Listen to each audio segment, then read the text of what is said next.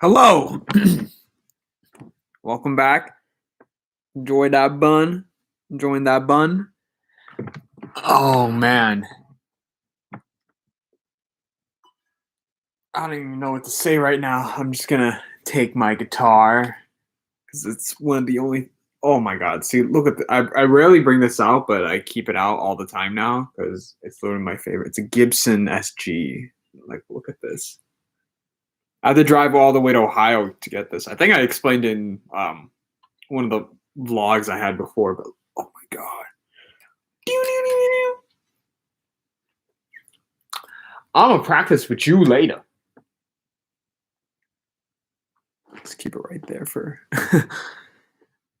Anyway, so lots of progress on the collab. So God, I have so many different projects. Like, oh, that's overwhelming. I have a lot of different projects that are going on, but I'm also collabing with. I also recently started to collab with this one other. I knew him from college, so this is gonna be an interesting sort of collab that I'm gonna have with him. But yeah, he's sort of like a rapper singer, and he can process his own vocals. So, oh, thank God he can do that because now I don't have to mess with any of that, and then he could do all that stuff by himself. And then, so yeah, that'll be nice. That'll be fun.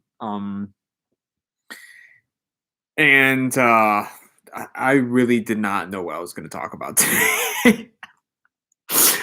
I mean, I've been posting. Okay, so okay. What did I do in a week? I've been posting a lot, and I've been also going through TikTok a lot, and I didn't realize like how useful TikTok is because, like, okay, number one, as a platform that you could blow up on, TikTok is the best out of like Instagram, Facebook, Twitter. Like, it's the best because it literally pushes your content, randomly, so people can always view it at anyone can view your video. That's the thing that's crazy. It's like you can literally have a video blow up out of nothing, and that to me is so useful because you can literally have like 0 followers and you can have a video blow up, and you know from the videos that I've seen so far, a lot of people can blow up like that from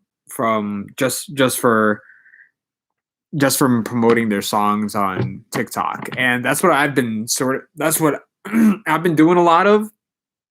Um I've been promoting my song on TikTok, and I eventually want to try to do like a breakdown kind of thing where I try to break the track down and I like kind of show like some cool stuff that I did on Heartbeat. I'm still promoting that track, oddly enough, because it's the only sort of single that I have out right now, or like it's the best one and it's the most recent. So I'm still, putting in more effort. But um, something that like I always wanted to try to get better on is posting content with um, essentially like the best quality content because now some sort of like sorry, I'm like picking my nose. Something like I've thought about was making like because branding is really important. Branding is essentially like, who are you? What do you represent? What kind of stuff do you do? I think that's really important to any artist, and to do the best, you have to post the best content or like the best branding. I would say people should be able to tell the story just by looking at whatever you're posting. And I feel like with my content specifically, it's kind of all over the place. Like, well, yeah, like it's kind of all over the place. I'm trying to like compare it to like other artists, like some of my inspirations, like Griffin, Millennium, Set the Sky, Davin.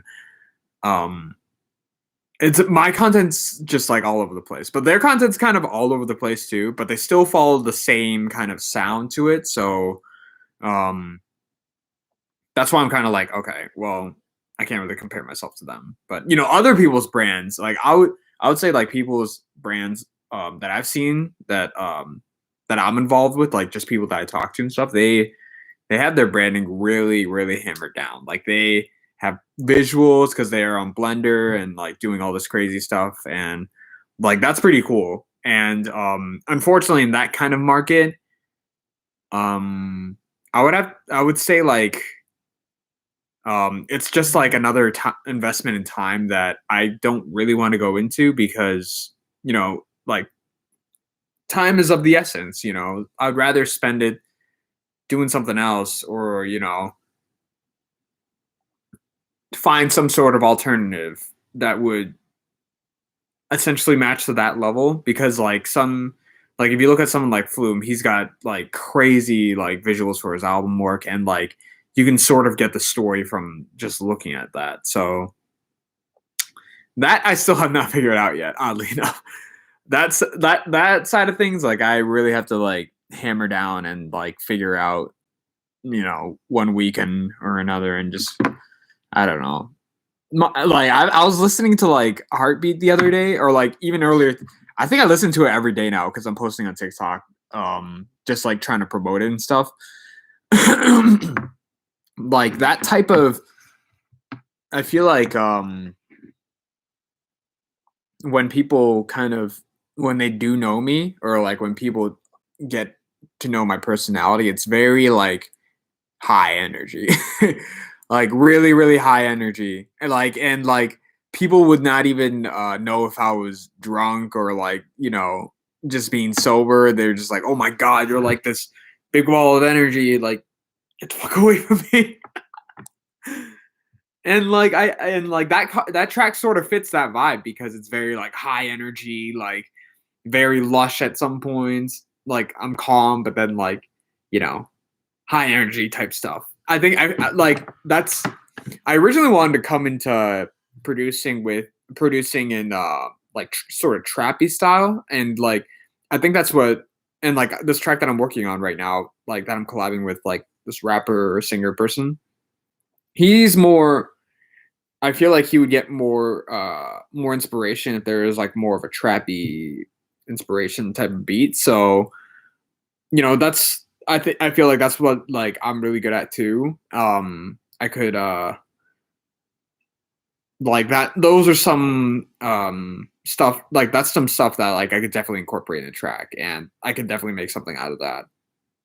And that's what I sort of figured out that my style was, is like, I look at these guys for inspiration, like Millennium and like Said the Sky, Davin, people with like huge like Fuelsy type drop, but also try to make it hype, like because like 2015, 2016, I think my favorite group of DJs was Jack U, and like Jack U, like early Nightmare. I don't really listen to his stuff now, but like like that old Nightmare, and like Crank That, and like yeah, like I was gonna say that like I'm in a chat with Crank That, and it's pretty cool. Like I always get like some ideas with him and stuff, but yeah, like that kind of early on inspiration of like high BDM. Like I remember hybrid trap was like a really hot thing back then. And Yellow Claw, like Yellow Claw is one of my biggest inspirations at that time. And I really wanted to incorporate some sort of elements from that era into today's era. And I feel like people in today's era, they're like, you should make music that's like you have to stay with the game. But, I thought about like that sort of I remember like I got feedback from the track or whatever, and they're saying like this track sounds too old. I really thought about it, and like everyone says that 2015 and 2016 are like, somewhere in that era of EDM was the best era, or best time age music or whatever. Like that's when the best music came out. And because like that was the best music that came out during that time, like why not make tracks that incorporate those elements, as opposed to like what's in today's music. Today's music is more like it's really all over the place. Like there's so many different genres and subgenres and like it's all crazy. And I feel like if there is some certain elements that and like there's nothing wrong with revisiting the past. I mean, you take a look at like some hits that are like certain pop songs. Like if you take like I don't know. I was gonna like try to think of a song that has like 80s kind of elements to it, or like some sort of unique sounds that don't sound modern. Something straight out of a time machine that would make those types of sounds.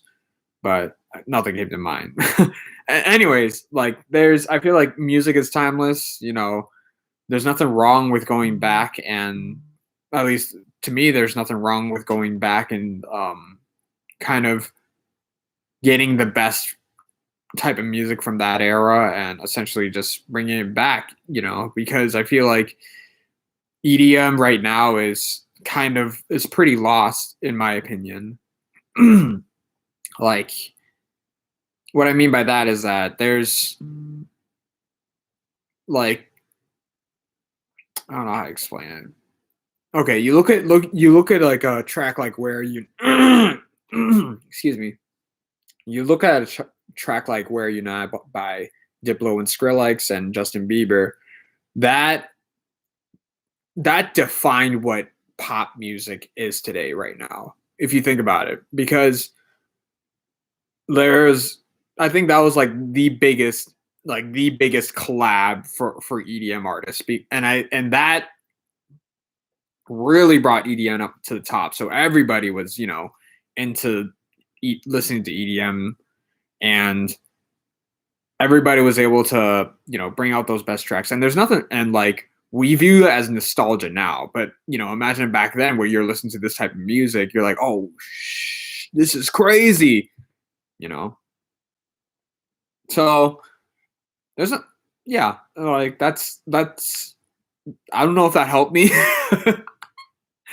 I'm definitely gonna have to go back into the DAW and like work on some stuff, but yeah, there's nothing wrong with revisiting the past with music. There's absolutely nothing wrong with it. And to people that have a problem with it, then that's your issue.